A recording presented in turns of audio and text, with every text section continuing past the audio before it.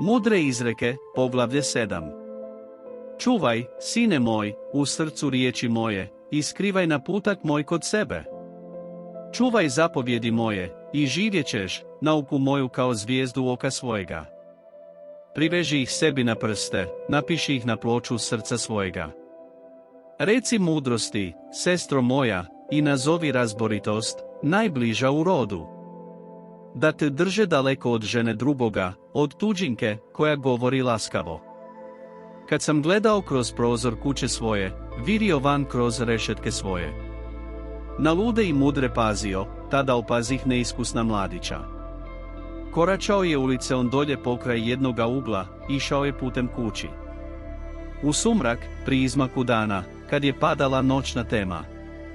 Najednom srete ga žena u odijelu bludnice i lukava srca. Drsko se skitala naokolo, noge njezine nisu mogle stajati kod kuće. Sad na ulici, sad na trgovima, na svakom uglu vrebala je.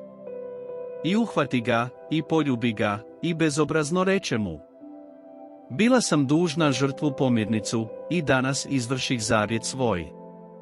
Zato izađo, tebi u susret, da te potražim, i eto nađo te.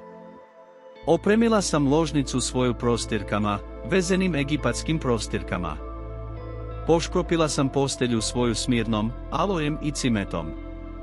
Pa dođi, uživat ćemo ljubav, plivat ćemo u slasti ljubavnoj do zore. Jer mi muž nije kod kuće, otišao je daleko na put. Kesu je novčanu uzeo sa sobom, vraća se kući istom o uštapu. Mnogim nagovaranjem zavede ga i glatkim usnama odvuče ga sa sobom. Otide sa njom, bezumnik, kao vol, kojega vode na klanje, kao jelen, koji se zaplete u mrežu. Dok mu strijela ne probije jetra, kao što kad ptica leti u zamku, a ne opazi, da joj je o život.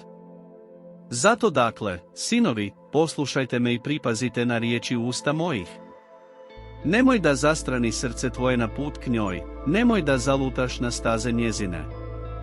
Jer je velik broj ubijenih, što ih je srušila ona, i mnogo ih je, što ih je sve pobila. Kuća je njezina put u svijet mrtvih, ona vodi dolje u odaje smrti.